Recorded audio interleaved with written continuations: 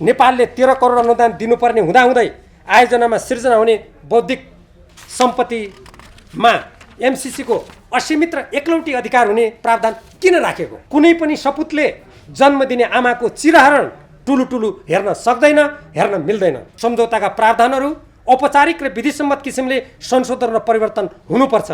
त्यस्तो गर्न सकिन्न र मिल्दैन भने यो सम्झौता अनुमोदन हुन सक्दैन, रद्द हुनुपर्छ। आजसम्म कुनै पनि देशसँग भएका अनुदान सम्झौता संसदमा अनुमोदनका लागि पेश भएका वा पारित गरिएका छैनन्।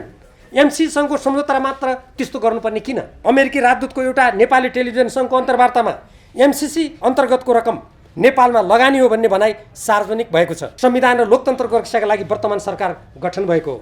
यस दायित्वलाई आत्मसात गर्दै निर्वाचन गराउनु सरकारको जिम्मेवारी हो।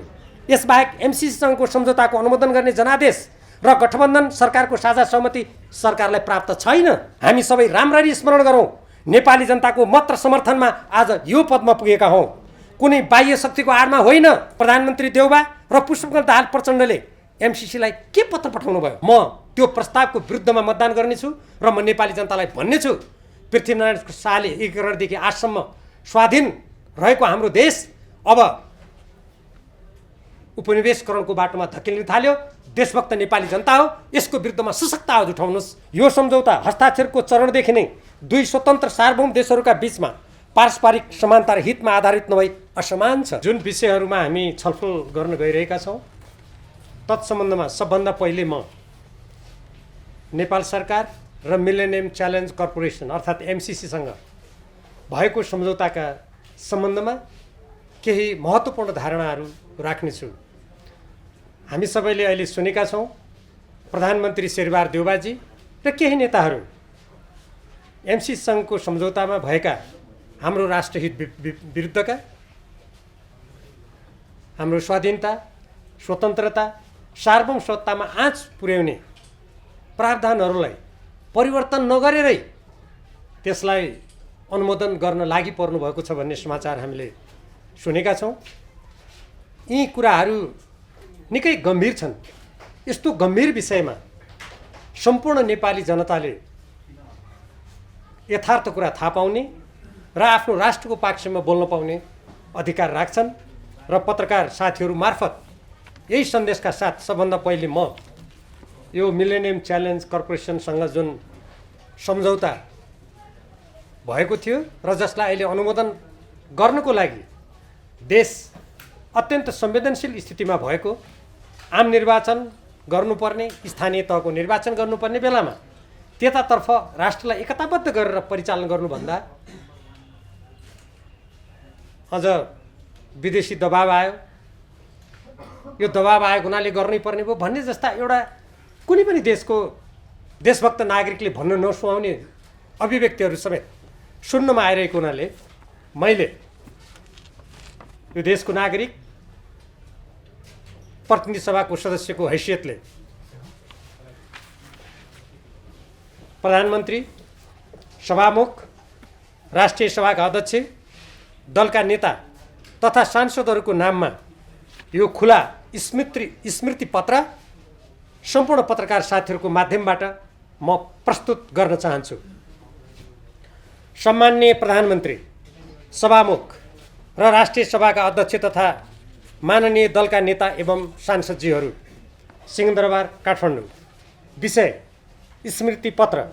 महोदय, देशभक्त नेपालीहरूले स्वदेश र प्रवासमा अत्यधिक चासो राख्दै विरोध गरेको नेपाल सरकार र अमेरिकी मिलेनियम च्यालेन्ज कर्पोरेसन एमसिसीका बीच भएको सम्झौता संसदमा अनुमोदनका लागि प्रधानमन्त्री लगायतका केही नेताहरू लागि परेको भन्ने कुराका सन्दर्भमा यो खुला स्मृति पत्र लेखेको छु। देश र जनताको आवाज उठाउने संसद अवरुद्ध गरिएको प्रधानमन्त्री र 5 दलीय गठबन्धनका नेताहरूले एमसिसीसँगको सम्झौताका सन्दर्भमा देशभक्त नेपालीहरूले राष्ट्रियताको पक्षमा देशव्यापी रूपमा घन्काइरहेको आवाजप्रति संवेदनशील भई कुनै छलफल नगरेको र प्रमुख विपक्षी दलका नेताले चलाखीपूर्ण किसिमले सत्तापक्षको धारणा स्पष्ट नभई केही नबोल्ने भन्ने अवसरवादी कुरा गरेको स्थितिमा उक्त सम्झौतालाई संसदबाट अनुमोदन गर्ने खेल भइरहेको भन्ने बुझिएकोले खुला रूपमा स्मृति पत्र लेख्न बाध्य भएको छु। यो मेरो मात्र नभई चिरकालसम्म नेपाल सार्वभौम सत्ता सम्पन्न, स्वतन्त्र, स्वाधीन, अखण्ड र स्वाभिमानी देशको रूपमा रहोस् भन्ने आकाङ्क्षा राख्ने सम्पूर्ण देशभक्त नेपालीहरूको आवाज हो। राजा पृथ्वीनारायण शाहले 254 वर्ष अघि एकीकरण गरेदेखि आजसम्म कहिल्यै कसैको अधीनमा नगएको स्वाधीन नेपालका स्वाभिमानी नेपालीहरूको शङ्खघोष हो, मातृभूमि नेपालको चित्कार हो। यसलाई मनन गर्दै निम्नलिखित तथ्यहरूप्रति गम्भीर भई राष्ट्रिय स्वाधीनता, हित र अस्मिताको दीर्घकालीन सुरक्षाका लागि सबैले पदीय जिम्मेवारी वहन गर्नुहुनेछ भन्ने अपेक्षा गरेको छु। 1.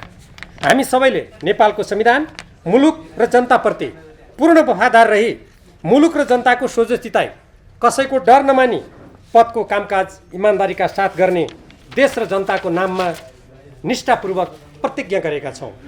यस शपथका साथै निर्वाचनका समयमा हामीले जनता सामु गरेका घोषणा र वाचाहरूको स्मरण गरौँ। हामी बढे हुर्किएको माटोलाई सम्झौँ।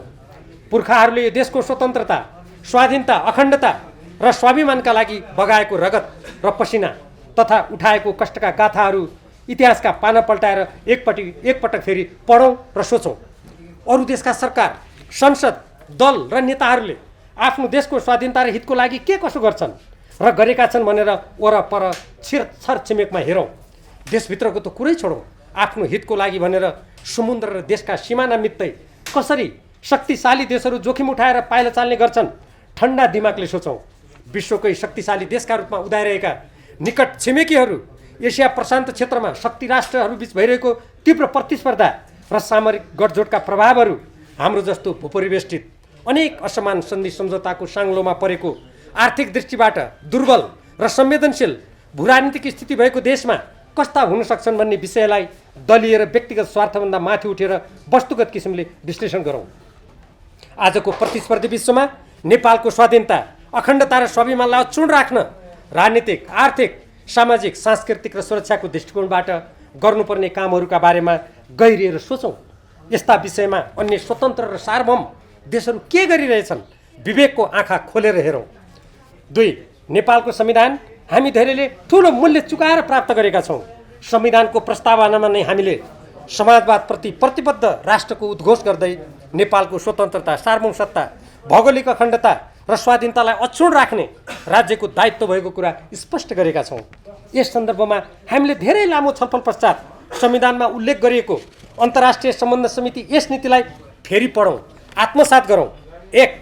नेपालको सार्वभौम सत्ता, भौगोलिक अखण्डता, स्वाधीनता र राष्ट्रिय हितको रक्षा गर्न क्रियाशील रहँदै संयुक्त राष्ट्रको बडापत्र, असंलग्नता, पञ्चशीलको सिद्धान्त, अन्तर्राष्ट्रिय कानुन र विश्व शान्तिको मान्यताका आधारमा राष्ट्रको सर्वोपरि हितलाई ध्यानमा राखी स्वतन्त्र परराष्ट्र नीति सञ्चालन गर्ने। 2. विगतमा भएका सन्धिहरूको पुनरावलोकन गर्दै समानता र पारस्परिक हितको आधारमा सन्धि सम्झौताहरू गर्ने। संविधानको धारा 279 मा सन्धि वा सम्झौताको अनुमोदन, सम्मिलन, स्वीकृति वा समर्थन गर्न शान्ति र मैत्री, सुरक्षा एवं सामरिक सम्बन्ध, नेपालको राज्यको सिमाना र प्राकृतिक स्रोत तथा त्यसको उपयोगको बाँडफाँडका सम्बन्धमा 2/3 बहुमत आवश्यक हुने र अरूको हकमा सङ्घीय कानुन बमोजिम हुने कुरा उल्लेख छ।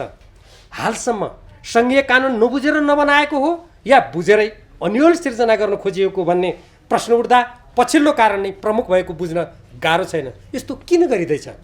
एमसिसीसँगको सम्झौताको बारेमा निर्णय गर्नुपर्दा नेपालको संविधानमा स्पष्ट रूपमा उल्लेखित उक्त कुराहरूलाई ध्यानमा राख्नै पर्ने होइन र? 3. एमसिसीसँगको संसदमा वितरित सम्झौता, कार्यान्वयन सम्झौता र सम्बन्धित अन्य सम्झौताका कुन धारा, दफा र व्यवस्थाले माथि उल्लेखित नेपालको संविधानका प्रावधानहरूको उल्लङ्घन हुन्छ? नेपालको स्वाधीनता, स्वतन्त्रता, हित र आत्मनिर्णयको अधिकार कुण्ठित हुन्छ भन्ने तथ्यहरू नेपाल कम्युनिस्ट पार्टी नेकपाको नेतृत्व सरकारमा भएको समयमा सत्तासीन दलको केन्द्रीय कमिटीबाट गठित कार्यदलको प्रतिवेदनमा स्पष्ट उल्लेख गरिएका छन्। त्यसबाहेक मैले स्वयं त्यस्ता धारा, दफा र प्रावधानहरू तथ्यगत किसिमले अनेक पटक लिखित र मौखिक रूपमा सार्वजनिक रूपमा प्रस्तुत गरिसकेको छु। म यहाँहरू सबैलाई उक्त सम्झौताहरू, कार्यदलको प्रतिवेदन तथा म लगायत अन्य कतिपय नेता र विज्ञहरूले एमसिसीसँगको सम्झौताका कतिपय प्रावधानहरूले नेपालको सार्वभौम सत्ता, स्वाधीनता, स्वाभिमान र हितमा पार्न सक्ने आघातको बारेमा तथ्यगत रूपमा सार्वजनिक गरेका कुराहरूको मातृभूमिको स्वाधीन भविष्यको लागि फेरि गहिरो गरी अध्ययन गर्न आग्रह गर्दछु। एमसिसी सङ्घको स्थापना तथा यस अन्तर्गत दिने भनेको आर्थिक सहयोगको स्वरूप, यस सम्बन्धी अमेरिकी कानुन र मान्यता तथा एमसिसी र अमेरिकी हिन्द प्रशान्त रणनीतिको अङ्ग भएको स्वयं अमेरिकी अधिकारीहरूको खुलासाप्रति पूर्वाग्रह रहित किसिमले बुद्धको जन्मभूमि सगरमाथा उभिएको देशको गरिमालाई ध्यानमा राखेर चिन्तन मनन गरौँ। 4. एमसिसीसँगको सम्झौता यथास्थितिमा संसदमा पेश र अनुमोदन गरिनुहुन्न भन्ने देशभक्त नेपालीले अमेरिका वा वैदेशिक सहयोगप्रति कुनै पूर्वाग्रह राखेर भनेका होइनन्। जसरी अमेरिकी सरकार र त्यहाँका नागरिकले आफ्नो स्वाधीनता र हितको पक्षपोषण गर्छन्, नेपालीले पनि आफ्नो स्वाधीनता र हितको पक्षपोषण गरेका हुन्। नेपालको संविधान, कानुन, हित तथा स्वाधीनता र स्वाभिमानमा आँच पुर्याउने एमसिसीसँगको सम्झौताका सबै प्रावधानहरू यस पत्रमा सविस्तार उल्लेख गर्न सम्भव छैन। साथै देशव्यापी रूपमा धेरै बहस र चर्चाका साथ सार्वजनिक भइसकेका सम्झौताका राष्ट्रहित विपरीतका प्रावधानहरूबारे यहाँहरू जस्ता जिम्मेवार व्यक्तिहरूले अवश्य नै अध्ययन गरिसक्नु भएकै होला। तथापि यो सम्झौता र यससँगै गाँसेर गरिएका अन्य सम्झौताहरू यथावत लागू भएमा नेपाललाई पर्ने प्रतिकूल प्रभाव, देशमाथि हुने आघात सम्बन्धी निम्नलिखित मुख्य कुराहरू उल्लेख गर्दा बुझकिलाई पर्याप्त हुने ठान्दछु। 4.1. आजसम्म कुनै पनि देशसँग भएका अनुदान सम्झौता संसदमा अनुमोदनका लागि पेश भएका वा पारित गरिएका छैनन्। एमसिसीसँगको सम्झौता मात्र त्यस्तो गर्नुपर्ने किन? यदि यो सम्झौता संविधानको धारा 279 अन्तर्गत अनुमोदन गर्नुपर्ने हो भने 2/3 बहुमतको आवश्यकता हुन्छ। नेपालले अन्य देशहरूसँग पनि पूर्वाधार विकासको लागि ठुलो रकम र ऋण अनुदान लिने गरेको छ। अरू देशले पनि अब उपरान्त सम्झौता नेपालको संसदबाट अनुमोदन हुनुपर्ने माग गरे के हुन्छ? यसको उत्तर नेपाली जनतालाई दिनुपर्छ कि दिनु पर्दैन? 4.2. यो सम्झौता हस्ताक्षरको चरणदेखि नै दुई स्वतन्त्र सार्वभौम देशहरूका बीचमा पारस्परिक समानता र हितमा आधारित नभई असमान छ। विगतका सम्झौताको पुनरावलोकन गरी समानता र पारस्परिक हितको आधारमा सम्झौता गर्ने संवैधानिक प्रतिबद्धता विपरीत अहिले आएर असमान सन्धि सम्झौता गर्न अग्रसर हुनु राजनीतिक अनैतिकता ठहरिन्न र? 4.3. यस सम्झौता अन्तर्गतका आयोजनाहरूको तयारी, एमसिसीको सहभागिता र मार्गनिर्देशनमा नेपाल ग्रोथ डायग्नोस्टिक भन्ने प्रतिवेदन तयार भई त्यसकै आधारमा गरिएको हो। नेपालले नै छनौट गरेको भन्नु तथ्यसँग छैन। नेपालले स्वतन्त्र रूपमा आयोजना छनौट गर्न पाउने भए एमसिसी सन्तुष्ट हुने गरी भारतको सहमति लिनुपर्ने भनी सम्झौतामा किन लेखियो त? दुई स्वतन्त्र देशबीच भएको सम्झौता अन्तर्गत योजना छान्न भारतको सहमति लिनुपर्ने किन? के नेपाललाई भारतको उपग्रह ठान्ने विचारलाई मान्न सकिन्छ?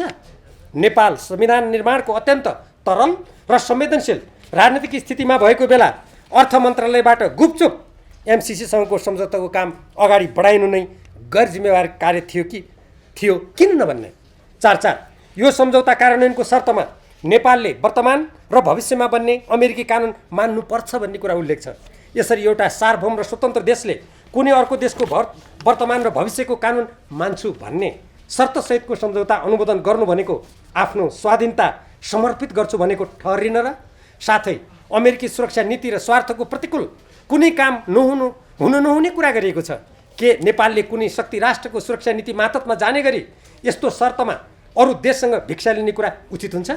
अनुदान सहायतामा थोपरिने यस्तो शर्तले नेपाललाई बाध्य भएर अन्ततः शक्ति राष्ट्रको सामरिक स्वार्थभित्र रहन बाध्य तुल्याउने तथ्यप्रति आँखा चिम्लिन मिल्छ र? 4.5. आयोजना 5 वर्षको लागि भएको भने एउटा ठाउँमा बनेको छ, तर त्यसकै आधारमा यो 5 वर्षको लागि हो भन्ने भ्रम फैलाइएको छ। तर अन्य प्रावधानहरूमा नेपालमा नेपालको विद्युत प्रसारण लाइन र त्यसले चर्चेको जग्गामा एमसिसीको असीमित समयसम्म आधिपत्य रहने कुरा उल्लेख छ। विद्युत प्रसारण लाइनमा कुनै मर्मत र सुधार गर्नुपर्ने भएमा समेत नेपाल सरकारले आफै गर्न नसक्ने र एमसिसीको अनुमति लिनुपर्ने कुरा गरिएको छ। अनुदान सम्झौता यस्तै हुन्छ र? विकासको नाममा नेपालले आफ्नो भूमिमा विदेशीको आधिपत्य स्वीकार गर्न कसरी मिल्छ? 4.6. नेपाल सरकारले गठन नगर्ने भनेको विकास समिति र त्यस अन्तर्गत एमसिए, नेपाल र बोर्ड गठन गरी कार्य सम्पादन गर्ने कुरा गरिएको छ। तर एमसिए, नेपाल र बोर्ड नेपाल सरकारप्रति उत्तरदायी नभई एमसिसी प्रति उत्तरदायी हुने र उसैको नियन्त्रण र निर्देशनमा चल्ने प्रावधानहरू छन्। नेपाल सरकारले पुरै अधिकार एमसिए नेपाललाई सुम्पिने कुरा गरेको छ। नेपालको कानुन अनुसार नेपाल सरकारले निर्देशनसम्म दिन नसक्ने गरी सम्पूर्ण अधिकार कुनै संस्थालाई सम्वरण गर्न मिल्दैन। आयोजनामा नेपाल सरकारको कुनै निकायलाई संलग्न गराउनु परे एमसिसीको स्वीकृति लिनुपर्ने प्रावधान छ। आयोजनामा नागरिक समाज र गैर सरकारी संस्थाका प्रतिनिधिहरूको छनौट समेत एमसिसीले तोकेको प्रक्रियाबाट गर्नुपर्ने र एमसिसीले लैङ्गिक एकीकरण र सामाजिक समावेशता सम्बन्धी योजना बनाई सामाजिक जीवनमा प्रवेश गर्ने उद्देश्य समेत राखिएको छ। समानान्तर सरकारको अर्थ लाग्ने यस्ता कुरा पढ्दा र सुन्दा यहाँहरूलाई अवश्य पनि चस्स घोषला नै। 4.7 आयोजना पूर्ण अनुदान हो भने प्रधानमन्त्री लगायत केही व्यक्तिहरूले भनिरहनु भएको छ। त्यसो हो भने एमसिसीलाई नेपालले 13 करोड डलर अनुदान दिने भनी किन उल्लेख गरेको? कदाचित आयोजना अगाडि बढ्न नसक्ने अवस्था आएमा नेपालले दिएको अनुदान के हुन्छ भन्ने कुरामा किन मौन? आयोजनाको नाममा बैंकमा रहने रकमबाट आउने ब्याज समेत एमसिसीको हुने प्रावधान किन राखिएको त? नेपालले 13 करोड अनुदान दिनुपर्ने हुँदाहुँदै आयोजनामा सिर्जना हुने बौद्धिक सम्पत्तिमा एमसिसीको असीमित र एकलौटी अधिकार हुने प्रावधान किन राखेको? आयोजना स्थलमा नेपाल सरकारको प्रतीक चिन्ह समेत राख्न नपाइने र एमसिसीको मात्र प्रतीक चिन्ह रहने व्यवस्था किन गरेको? के यस्ता कुराहरू एउटा सार्वभौम र स्वाधीन देशको लागि उपयुक्त छन्? 4.8 एमसिसीबाट प्राप्त हुने 50 करोड र नेपालले हाल्नुपर्ने 13 करोड डलर मध्ये सडक र विद्युत प्रसारण लाइन जस्ता भौतिक पूर्वाधारमा केवल 61.5% रकम मात्र खर्च हुने देखाइएको छ। बाँकी रकम केमा खर्च हुनेछ? के कुनै विदेशी सहायता लिनुको लागि राष्ट्रको स्वतन्त्रता, स्वाधीनता, स्वाभिमान र हितलाई बन्धकी बनाउन मिल्छ र? देशमा निष्क्रिय रहेको पुँजी, अनियमित र भ्रष्टाचार रोकी पैसाको बचत गरी सडक र विद्युत प्रसारण लाइन बनाउन किन सकिँदैन र? यही वर्ष प्रकाशित महालेखा परीक्षकको प्रतिवेदनमा देशको कति ठुलो धनराशि अपव्यय भइरहेको छ तथा अनियमित र बेरुजु रकम कति छ सबैका सामु स्पष्टै छ। त्यसप्रति ध्यान देऊ। देशको स्वतन्त्रता, स्वाधीनता र हितमा आघात पुग्ने गरी अमेरिकी एमसिसीसँग मात्र होइन कुनै पनि देशसँग हात पसार्नु र सम्झौता गर्नु गलत हुन्छ। धन, पैसा, पद र प्रतिष्ठाको लागि कुनै पनि सपुतले जन्म दिने आमाको चिरहरण टुलु हेर्न सक्दैन, हेर्न मिल्दैन। 4.9 आयोजनाका लागि आवश्यक पर्ने सम्पूर्ण सामग्रीको प्राप्ति तथा ठेक्कापट्टा सबै कामहरू अमेरिकी कानुन बमोजिम हुने कुरा सम्झौतामा उल्लेख छ। निर्देशिका हेरफेर, आदेश, नियमावलीका बारेमा एमसिसीको पूर्वलिखित स्वीकृति हुनुपर्ने प्रावधान रहेका छन्। एमसिसीकै तजबिजमा साझेदार राख्ने कुरा गरिएको छ, तर त्यस्तो साझेदार को हुने भन्ने कुरा खुलाइएको छैन। यस्तो व्यवस्था नेपालका लागि सञ्चालन हुने आयोजनाका लागि किन? के यस्तो व्यवस्था कुनै स्वतन्त्र र स्वाधीन देशले मान्न सक्छ? विद्युत प्रसारण लाइन कसरी सञ्चालन गर्ने भन्ने स्पष्ट छैन। विद्युत उत्पादन, वितरण र महसुल कुनै स्वतन्त्र निकाय र कम्पनीको जिम्मा लाउने शर्त अनुदानमा राख्नुको आशय के हो? स्वतन्त्र निकाय र कम्पनी स्वदेशी हो या विदेशी? त्यसको छनौट कसले गर्ने हो? विद्युत उत्पादन, वितरण र महसुल निर्धारणको काम पनि विदेशीहरूको नियन्त्रणमा पुर्याउने खेल त भइरहेको छैन। 4.10 सम्झौता अनुमोदन भइसकेपछि त्यसको प्रावधानमा बोर्डले कुनै बैठक नै नगरी थपघट गर्न सक्ने र त्यसमा नेपाल सरकार वा संसदको कुनै अनुमति वा अनुमोदन आवश्यक नपर्ने प्रावधान राखिएको छ। एमसिसीले नेपाल सरकारलाई सुझाव दिन सक्ने र त्यस्तो सुझाव मान्नै पर्ने व्यवस्था गरिएको छ। यसरी सम्झौतामा नभएका विषय मनपरी थपघट गर्न पाइने हो भने अहिले संसदबाट अनुमोदन गर्नुको के औचित्य हुन्छ र? यस सन्दर्भमा अर्थमन्त्री युवराज खतिवडाले संसदमा अनुमोदनका लागि विचाराधीन सम्झौताको एउटा प्रावधानमा ऊर्जा मन्त्रालयको नाम र अधिकार हटाउनका लागि एमसिसीसँग पत्राचारद्वारा सहमति गरी संशोधन गरेको स्वेच्छाचारी कार्य स्मरणीय छ। त्यस्तै सम्झौताको देशभक्त नेपालीले व्यापक विरोध गरिरहेको र संसदबाट अनुमोदन नभएको अवस्थामा निज मन्त्रीले कार्यान्वयन सम्झौता गरी नुवाकोट क्षेत्रमा जग्गा अधिग्रहणको कार्य मनपरी किसिमले अगाडि बढाई संसदको विशेष अधिकारको हनन गर्दा विधि र सुशासनको कुरा गर्ने जोसुकैलाई पोल्नुपर्ने होइन र? यस्तो गर्नुको उद्देश्य के स्वच्छ देखिन्छ? यसबारेमा संसदीय समिति गठन गरी छानबिन गरौँ। 4.11 सन् 2019मा अमेरिकी उपसहायक मन्त्री डेभिड जे ऱ्यान्ज र सहायक मन्त्री एलिस वेल्सले एमसिसी अमेरिकी हिन्द प्रशान्त रणनीतिको अङ्ग हो भनी सार्वजनिक रूपमा प्रष्ट गरेको कुरा नेपालका प्रधानमन्त्री, मन्त्री, नेता वा कुनै कर्मचारीले होइन भन्न मिल्छ र? त्यस्तै अमेरिकी राजदूतको एउटा नेपाली टेलिभिजन सङ्घको अन्तर्वार्तामा एमसिसी अन्तर्गतको रकम नेपालमा लगानी हो भन्ने भनाइ सार्वजनिक भएको छ। साथै हालै एमसिसीका कार्यवाहक प्रमुख कार्यकारी अधिकृत महबुब बाहाले कान्तिपुर दैनिकलाई दिएको अन्तर्वार्तामा एमसिसीसँगको साझेदारी क्षेत्रीय सुरक्षालाई सघाउन गरिएको भनी माथिका भनाइहरूलाई पुष्टि गरेका छन्। अमेरिकी रक्षा मन्त्रालयको पुनर्संरचना सम्बन्धी ऐन, सन् 2017 को राष्ट्रिय सुरक्षा रणनीति, 2019 को प्रशान्त रणनीतिमा पनि एमसिसीलाई अमेरिकी सुरक्षा नीति तथा हिन्द प्रशान्त रणनीतिको अङ्ग भएको उल्लेख गरिएको छ। यी दस्तावेज एवं अमेरिकी अधिकारीहरूले भनेका यस्ता कुराहरू नेपालका कुनै नागरिकले खण्डन गरेर खण्डित हुन्छन् र? यस प्रकारको सामरिक सुरक्षा नीतिमा प्रवेश गर्न नेपालको संविधान र परराष्ट्र नीतिले नै बन्देज गर्छ। अझ यसअघिको सरकारले एमसिसी सम्झौता अनुमोदन गर्न प्रयास गर्दै अमेरिकासँग सामरिक चरित्रको साझेदारी सम्झौता पार्टनरसिप अग्रिमेन्ट गरेको तथ्य अमेरिकाले नै सार्वजनिक गरेको थियो। त्यस सम्झौताको विस्तृत विवरण र कागजात पूर्व प्रधानमन्त्री झलनाथ खनालको संयोजकत्वमा म समेत संलग्न कार्यदलले माग गर्दा सरकारका सम्बन्धित मन्त्रीले उपलब्ध नगराएको कुरा स्मरण गराउन चाहन्छु। के सामरिक चरित्रको सम्झौता गोप्य रूपमा गर्ने अनुमति सरकारलाई नेपालको संविधान, राजनीतिक प्रणाली र नेपाली जनताले दिएका छन् र? यसबारे प्रधानमन्त्रीजीले स्पष्ट गर्नुपर्छ कि पर्दैन? 4.12 आयोजनामा काम गर्न आउने विदेशीहरूको नागरिकता समेत सरकारले हेर्न नपाउने, ती कर्मचारीहरूले सम्झौता अन्तर्गत गर्नुपर्ने काम नगरी कुनै क्षति भई आयोजनाले क्षतिपूर्ति दिनुपर्ने भएमा नेपाल सरकारले दिनुपर्ने कुरा एकातिर उल्लेख गरिएको छ भने अर्कोतिर नेपाल सरकारले कुनै अनुगमन गर्न र निर्देशन दिन नपाउने प्रावधान राखिएको छ। एमसिसीका बहालवाला र भूतपूर्व कर्मचारीहरूलाई सम्झौता अन्तर्गत गर्नुपर्ने तर निजहरूले नगरेका कार्यबाट हुन सक्ने क्षतिबाट पूर्ण अनुमुक्ति हुने किन? 4.13 द्विपक्षीय वा बहुपक्षीय सन्धि र सम्झौताहरू कुनै कम्पनीसँगको पत्राचार, कुनै राजदूत र कूटनीतिज्ञको स्पष्टीकरण तथा संसदको सङ्कल्प प्रस्तावद्वारा संशोधन वा परिमार्जित हुन सक्दैनन्, परिवर्तन हुन सक्दैनन्। यसका लागि सम्बन्धित पक्षका बीच औपचारिक बैठकबाट सहमति भई अभिलेखन भएपछि मात्र सम्झौतामा सोही बमोजिम संशोधन वा परिवर्तन हुन सक्छ।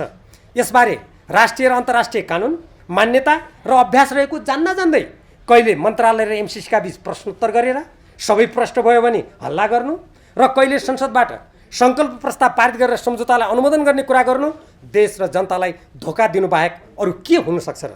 यस सन्दर्भमा प्रधानमन्त्री देउबाजे नै भएको बेला महाकाली सन्धि गर्दा संसदबाट गरिएको सङ्कल्प प्रस्ताव आज के भइरहेछ? के त्यसले कुनै अर्थ राख्यो? माथि उठाइएका विषयहरूबारे कुनै कुरा नगरी बोलेको भन्दै टकटकिन जिम्मेवार पदमा बसेकाहरूलाई सुहाउँछ र? उक्त तथ्य सत्य सहजै देख्नेलाई सरकार र राज्य सञ्चालनमा रहेका केहीले अन्धराष्ट्रवादी देख्नु कस्तो विडम्बना हो? मेरो विनम्र आग्रह छ, सच्चा देशभक्तिपूर्ण आँखाले हेर्ने कष्ट गरिएमा एमसिसीसँगको सम्झौताका राष्ट्रघाती प्रावधानहरू छर्लङ्ग भई नदेखेको जस्तो गर्नेहरू नै अन्ध लम्पसारवादी भएको स्पष्ट हुनेछ। 5 प्रधानमन्त्रीजी, तपाईँले आफ्नै निवासमा केही महिना अघि प्रतिनिधि सभाको विघटनपछि सरकारको जिम्मेवारी लिने एवं परिवर्तित परिस्थितिमा बाह्य शक्तिहरूको चलखेलका सन्दर्भमा मसँग कुराकानीमा भन्नुभएको थियो। यो उमेर 75 वर्षमा मैले राष्ट्रिय हितमा असर पर्ने कुनै काम गर्ने कुरा हुँदैन। राष्ट्रियताका विषयमा कुनै पनि शक्तिका सामु झुक्दिनँ। तपाईँको यो भनाइबाट म उत्साही र आश्वस्त पनि भएको थिएँ, किनकि विश्वेश्वर प्रसाद कोइरालाले आफ्नो जीवनको उत्तरार्धमा बाह्य शक्ति भारतको हस्तक्षेपकारी भूमिकाप्रति विमति जनाएको, कृष्णप्रसाद भट्टराई र गणेशमान सिंहले बुढेसकालमा राष्ट्रियताको विषयमा गिरिजाप्रसाद कोइरालासँग भएको विमतिका कारण दल नै परित्याग गरेको र गिरिजाप्रसाद कोइरालाले जीवनको अन्तिम चरणमा नेपालमा बाह्य शक्तिको चलखेलप्रति असन्तुष्टि जनाउन थालेको इतिहास मेरो सम्झनामा थियो। प्रधानमन्त्रीजी, अहिले आएर एमसिसीका राष्ट्रघाती प्रावधान हटाउनु पर्ने सम्बन्ध भनी राष्ट्रियताप्रतिको प्रतित्वबाट पछि हट्न खोजिरहनु भएको त होइन? तत्कालीन प्रधानमन्त्री केपी शर्मा ओलीद्वारा संविधान विपरीत दुई पटक प्रतिनिधि सभा विघटन र संवैधानिक परिषद सम्बन्धी ऐन स्वेच्छाचारी किसिमले अध्यादेशबाट संशोधन गरी संविधान र लोकतन्त्रमाथि नै प्रहार भएकोले त्यसलाई रोकी संविधान र लोकतन्त्रको रक्षाका लागि वर्तमान सरकार गठन भएको हो। यस दायित्वलाई आत्मसात गर्दै निर्वाचन गराउनु सरकारको जिम्मेवारी हो। यसबाहेक एमसिसीसँगको सम्झौताको अनुमोदन गर्ने जनादेश र गठबन्धन सरकारको साझा सहमति सरकारलाई प्राप्त छैन। यसरी जनादेश र गठबन्धनको सहमतिको कार्यक्रम विपरीत एमसिसी सम्झौता अनुमोदन गर्ने अधिकार सरकारलाई छ र? जबरजस्ती गर्नु अनुचित र अनैतिक कार्य हुन्छ। तर प्रधानमन्त्रीजीले पाँच दलीय गठबन्धनको बैठकमा एमसिसीसँगको सम्झौता अनुमोदन गर्न बाह्य दबाव भएकोले त्यसलाई अनुमोदन नगरेमा गठबन्धन सरकार नै भङ्ग हुन सक्ने कुरा गर्नुभयो भन्ने सार्वजनिक भएको छ।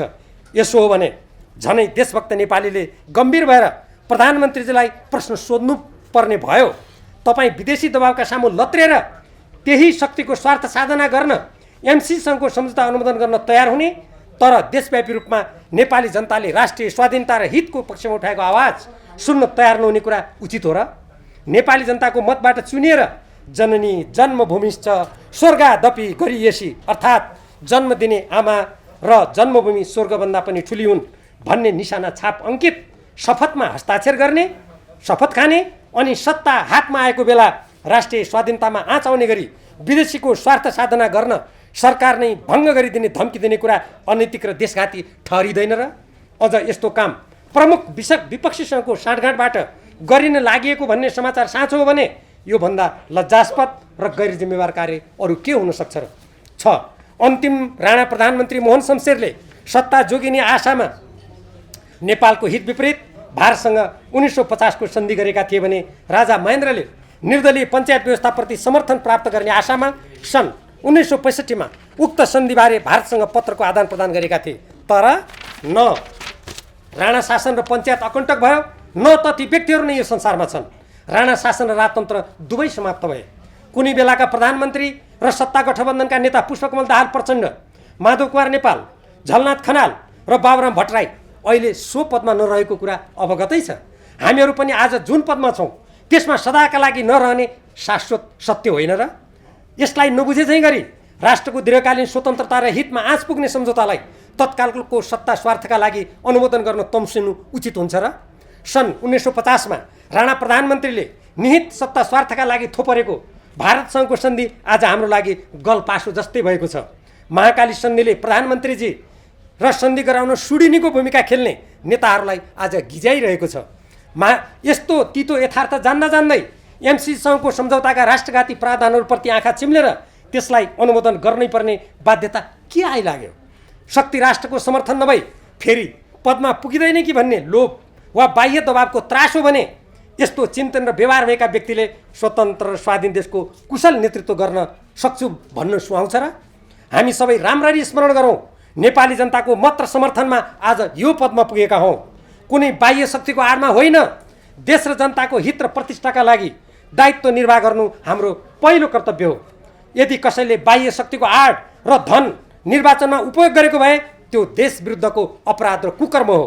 यस्तो अपराध र कुकर्म कुनै नेपालीले गर्न सक्छ भन्ने कुरा सोच्नसम्म सकिँदैन।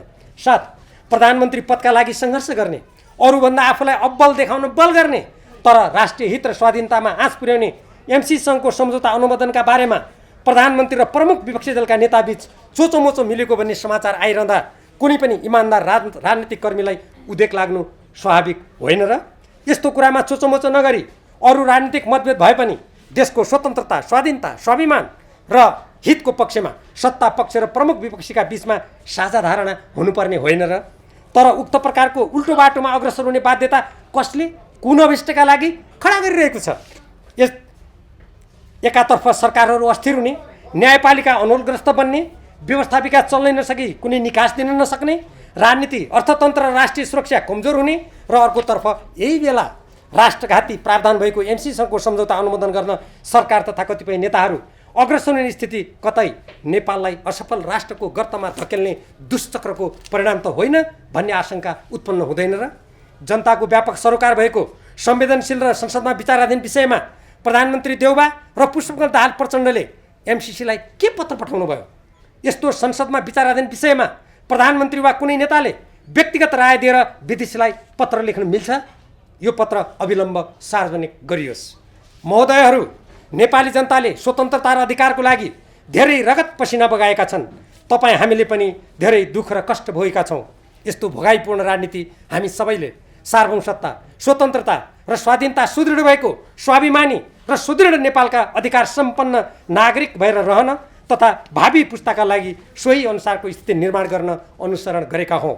हामीले देशमा लोकतन्त्र ल्याउन सफलता त हासिल गऱ्यौँ, तर यसको सुदृढीकरण, स्थायित्वपूर्ण अभ्यास र समृद्धिको लागि निर्धक्क आफ्नो देशको बारेमा आफै निर्णय गर्दै राज्यलाई सबल तुल्याउन सकेका छैनौँ। समयमै स्थानीय तह, प्रदेश र सङ्घीय संसदका निर्वाचन गरी देशलाई सहज राजनीतिक मार्गमा डोर्याउनु पर्नेछ। त्यस्तै जनशक्ति र प्राकृतिक स्रोतहरूलाई राष्ट्रिय हितमा पूर्ण सदुपयोग गर्न, देशलाई असमान सन्धि सम्झौताका घेराबाट बाहिर ल्याउन र अतिक्रमणमा परेका भूभागमा हकभोग कायम गर्न तथा सबै सीमा सुरक्षित गर्ने महत्त्वपूर्ण काम गर्न बाँकी छन्। नेपाल भारतसँग प्रबुद्ध व्यक्ति समूहको प्रतिवेदन व्यवहारिसे भई सन् 1950 को सन्धि सम्बन्धी छलफल ठप्प भएको छ। चीनसँगको सिमाना व्यापक चीनसँगको सीमा व्यापार सुचारू र सहज रूपमा सञ्चालन नभएर नेपालले ठुलो आर्थिक नोक्सानी बेहोर्नुपर्ने स्थिति सिर्जना भएको छ। अर्काको सुरक्षाका लागि नेपालीले सिपाही भएर समर्पित हुनुपर्ने स्थिति कायमै छ। अर्काको देशमा नेपाली महिलाहरूको अस्मिता धरापमा परिरहेकै छ। सरकारी तथ्याङ्क अनुसार पनि 21 लाख नेपालीहरू भारत बाहेकका देशमा पसिना बगाइरहेका छन्। भारतमा श्रम बेच्नेहरूको सङ्ख्या पनि धेरै छ।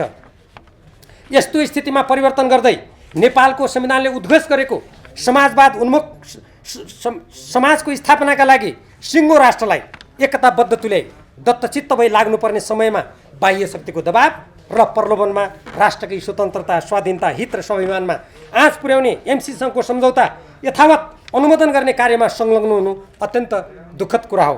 यसो गर्नु राष्ट्रघातको कलङ्क लगाउनु ठहर्नेछ। यस्तो कुकर्म कसैले नगरौँ। देशभक्त नेपालीहरूले फेरि स्वतन्त्रता, स्वाधीनता र स्वाभिमानको लागि सङ्घर्षमा समय खर्चिनु गर्ने स्थिति उत्पन्न भई राष्ट्र निर्माणको काम पछि पर्न सक्नेछ। यस्तो स्थिति आउन नदिन देश र जनताप्रतिको दायित्व इमान्दारीका साथ वहन गर्दै मातृभूमि नेपालको स्वतन्त्र व्यक्तित्वमा एमसीसीसँगको सम्झौताका राष्ट्रघाती प्रावधानहरूको धब्बा लाग्न नदेऊ।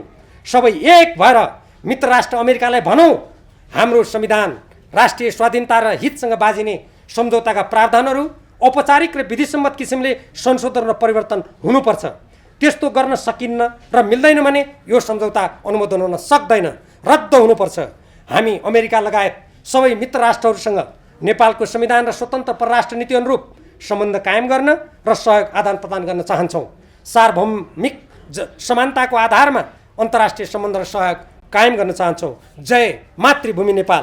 भीम रावल, सदस्य प्रतिनिधि सभा अछाम, निर्वाचन क्षेत्र नम्बर 1, पूर्व उपप्रधानमन्त्री, रक्षा र गृहमन्त्री। पत्रकार साथीहरू, मैले यो खुला स्मृति पत्र तपाईँहरू मार्फत सम्माननीय प्रधानमन्त्री, सभामुख, राष्ट्रिय सभाका अध्यक्ष तथा माननीय दलका नेता एवं सांसदज्यूहरूलाई मैले प्रेषित गरेको छु। जहाँसम्म अघि ऋषिजीले 3टा अरू विषय उठाउनु भएको छ, स्थानीय निर्वाचन र आम निर्वाचनको विषय, मैले मेरो स्मृति पत्रमा नै भनिसकेको छु। हामीले संविधान निर्माण गर्दा, ऐन निर्माण गर्दा स्थानीय तहको निर्वाचन 5 वर्ष त्यसले अवधि पुरा गरिसकेपछि गर्ने कुरामा नै हामीले सहमति जनाएका हौँ। यो निर्वाचनमा जाने कुरामा कुनै कुरा उठाएर कानुन र संविधानको अपव्याख्या गरेर जनताको लोकतान्त्रिक अभ्यासलाई कुण्ठित गराउनु हुँदैन भन्ने मेरो स्पष्ट धारणा छ। मलाई लाग्छ लोकतन्त्रमा विश्वास गर्ने नेपालीहरूको धारणा त्यही नै छ। अर्को कुरा, जुन संसद अवरुद्ध भएको कुरा ऋषिजीले अघि उठाउनु भएको छ, मैले बारम्बार भनेको छु, प्रतिनिधि सभा भनेको नेपाली जनताबाट निर्वाचित राष्ट्र जनताका समसामयिक समस्याहरूको बारेमा बोल्ने, प्रतिनिधित्व गर्ने, सरकारलाई झकझक्याउने महत्त्वपूर्ण थलो हो। यदि त्यो संसदका काम कारबाही अवरुद्ध भएका हुन् भने सरकारका सबै काम कारबाहीहरू अवरुद्ध हुनु पर्थ्यो। सरकारका काम कारबाहीहरू खुरुखुरु गर्न दिने अनि संसद अवरुद्ध भयो भन्ने कुरा यो औचित्यपूर्ण छैन। त्यसले संसद अवरुद्ध होइन, सांसदहरू अवरुद्ध भएका छन् भनेर मैले भनिसकेको छु। चौथो अन्तिम कुरा जुन उहाँले नेपालको अहिलेको राजनीतिक सन्दर्भमा बाह्य शक्तिहरूको स्थिति के छ, हाम्रा वरिपरि कस्ता घटना घटिरहेका छन् भन्ने जुन उहाँले जिज्ञासा राख्नुभएको छ, मैले यो स्मृति पत्रमा नै एसिया प्रशान्त क्षेत्रमा हुँदै गरेको शक्ति राष्ट्रहरूको प्रतिस्पर्धा, विश्व राजनीतिक रङ्गमञ्चमा शक्ति राष्ट्रहरूको जुन शक्ति सङ्घर्ष भइरहेको छ, त्यसबाट नेपाल जस्तो मुलुकले आफ्नो संविधानमा उल्लेखित स्वतन्त्र परराष्ट्र नीतिको बाटोमा हिँड्न कति आवश्यक छ भन्ने कुरातर्फ पनि मैले स्मृति पत्र मार्फत सम्बन्धित व्यक्तिहरूको ध्यान आकर्षित गराएको छु। हामी अत्यन्तै संवेदनशील भू राजनीतिक अवस्थामा छौँ। हाम्रो देश कुनै शक्ति राष्ट्रसँग कुनै पनि प्रकारको साँठगाँठमा जान सक्दैन, संविधानले नै जान मिल्दैन। एमसीसीले हामीलाई त्यो बाटोतर्फ घचेट्छ, हामीले त्यस्तो गर्न हुँदैन। त्यसकारण आज कुनै पनि व्यक्ति कुनै पनि पदमा हुन सक्दछ। मैले अघि नै भनिसकेँ, ती पदहरू अस्थायी हुन्। राष्ट्रको सर्वोपरि हितलाई सबभन्दा महत्त्व दिएर हामी अगाडि बढ्नुपर्छ। जुन बेला नेपाल कम्युनिस्ट पार्टी नेकपा थियो, त्यसको दोस्रो केन्द्रीय कमिटीको बैठकबाट पूर्व प्रधानमन्त्री झलनाथ खनालजीको अध्यक्षतामा संयोजकत्वमा एउटा कार्यदल बनेको थियो। त्यो कार्यदल बनाउनमा पुष्पकमल दाहाल प्रचण्डजी र केपी ओलीजी दुवैजनाको सहमति थियो। हामीले त्यो प्रतिवेदन उहाँहरूलाई प्रस्तुत पनि गरेका थियौँ। प्रस्तुत गर्दा उहाँहरूले धन्यवाद पनि दिनुभएको थियो। पहिलो कुरा त नेकपा एमालेका नेताहरू र केपी ओलीजी लगायत सबैले त्यो कार्यदलप्रति इमान्दार भएर त्यसले राखेका तथ्यहरूलाई मनन गर्नुहुनेछ भन्ने मलाई आशा छ। दोस्रो कुरा, यदि यसरी नेपाली जनताले यति देशव्यापी रूपमा यसका राष्ट्रघाती प्रावधानहरूको बारेमा यति भन्दै होइन मलाई त कुनै विदेशीले दबाब दियो के गर्नु, जनताको आवाज होइन मैले त विदेशीको आवाज पो सुन्नु पर्यो भनेर कुनै व्यक्तिले त्यसलाई जबरजस्ती अगाडि लान्छ भने त्यो ठुलो राष्ट्रघात ठहर्नेछ र त्यस्तो व्यक्तिले नेपाली जनताप्रति उत्तरदायी होइन, शक्तिको लागि, पदको लागि र कुनै अन्य स्वार्थको लागि विदेशीप्रति उत्तरदायी भएको ठहरिनेछ र इतिहासमा त्यो कलङ्क हुनेछ। म व्यक्तिगत रूपमा प्रतिनिधि सभाको सदस्यको हैसियतले म त्यो प्रस्तावको विरुद्धमा मतदान गर्नेछु र म नेपाली जनतालाई भन्नेछु पृथ्वीनारायण शाहले एकीकरणदेखि आजसम्म स्वाधीन रहेको हाम्रो देश अब उपनिवेशकरणको बाटोमा धकेलिन थाल्यो। देशभक्त नेपाली जनता हो, यसको विरुद्धमा सशक्त आवाज उठाउनुहोस् भनेर म त्यहीँबाट उद्घोष गर्नेछु। म मन्त्री हुँदा यो राष्ट्रको स्वाधीनताको बारेमा के बोल्ने भन्ने कुरा सायद यहाँले त्यति बेला कतै देश बाहिर जानुभएको थियो होला वा पढ्ने मौका पाउनु भएन। र उदाहरणको लागि जति बेला भारतले नेपालमा नाकाबन्दी गरेको थियो, म प्रधानमन्त्री रक्षा मन्त्री थिएँ, त्यति बेला सबभन्दा बढी यो अन्तर्राष्ट्रिय कानुनको विरुद्धमा हुन्छ र नेपालको राष्ट्रिय स्वाधीनताको विपरीत छ भन्ने मान्छे म नै हुँ। म गृहमन्त्री हुँदा हाम्रो सीमाको सुरक्षाको लागि पहिलोपटक ठुलो सङ्ख्यामा सशस्त्र प्रहरीहरू थपेर हाम्रा सीमा सुरक्षा चौकीहरू थप्ने मान्छे म नै हुँ। र 2033 सालमा तत्कालीन पञ्चायती व्यवस्था छँदाखेरि तत्कालीन प्रधानमन्त्रीले भारत भ्रमण गर्दा हाम्रो स्वतन्त्र परराष्ट्र नीति विपरीत मन्तव्य दिँदा त्यसको विरुद्धमा भूमिगत रूपमा पर्चा निकालेर राजकाज मुद्दा खेप्ने मान्छे पनि मै हुँ। त्यसकारण मैले मन्त्री हुँदा होस् वा पदमा रहँदा होस् या नरहँदा होस् यो राष्ट्रको स्वाधीनता, स्वतन्त्र, अखण्डता, नेपाली जनताको हकितको लागि समान रूपमा मैले आफ्ना कुराहरू राख्दै आएको छु। अब यो कुरा भन्दा किन भनिस् भनेर कसैले भन्छ भने म त्यो अभिव्यक्ति स्वतन्त्रतामा विश्वास गर्ने व्यक्ति भएको हुनाले मेरो टिप्पणी छैन। तर म यहाँ मार्फत फेरि भन्न चाहन्छु, देश, जनता, आफ्नो मातृभूमि र आफूलाई जन्म दिने आमाप्रतिको समर्थन र निष्ठा यो पदमा रहँदा बेग्लै, पदमा नरहँदा बेग्लै मेरो हुँदैन, कसैको पनि हुँदैन भन्ने मेरो मान्यता छ। मैले व्यवहारमा त्यो कुरालाई पुष्टि पनि गरेको छु। अब जहाँसम्म मन्त्री हुँदा एमसिसीको मुद्दा भन्नुभयो, म पछिल्लो पटक उपप्रधानमन्त्री रक्षा मन्त्री केपी शर्मा ओलीजीको नेतृत्वमा म त्यहाँ भएको थिएँ। त्योभन्दा अगाडि एमसिसीको बारेमा कुनै मन्त्री परिषदको बैठकमा कहीँ यो सम्झौता हुँदैछ भन्ने कुनै पनि प्रकारको जानकारी गराइएको छैन। मैले प्रतिनिधि सभामा जब एमसिसीसँगको सम्झौता त्यहाँ प्रस्तुत भयो, वितरण भयो, मैले त्यो दिन मात्रै थाहा पाएको छु। अनि नथाहा पाएको कुरा तैँले पहिले किन थाहा पाइनस्, पहिले नथाहा पाएको हुनाले अहिले बोल्न पाउँदैनस् भन्ने तर्क त्यो कुनै पनि विवेकी मान्छेले दिन मिल्दैन। मैले जुन दिनदेखि थाहा पाएँ, जुन दिनदेखि त्यो दस्तावेज मेरो हातमा पर्यो, मैले त्यसको गहन अध्ययन गरेर त्यो बारेमा बोलेको छु।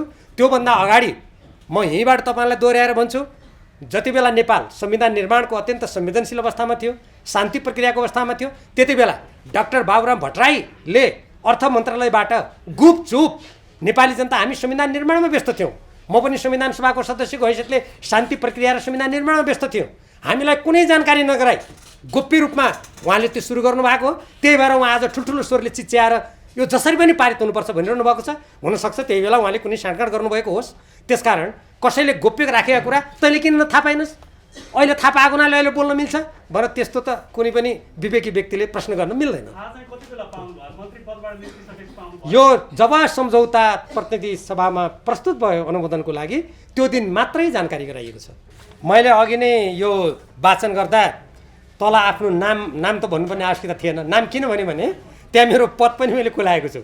मैले त्यो एउटा देशभक्त नागरिक र प्रतिनिधि सभाको सदस्यको हैसियतले मैले यो स्मृति पत्र यसरी सार्वजनिक रूपमा खुला रूपमा अघि मैले उल्लेख गरेका महानुभावहरू समक्ष प्रस्तुत गरेको छु, उहाँहरूलाई प्रेषित गरेको छु।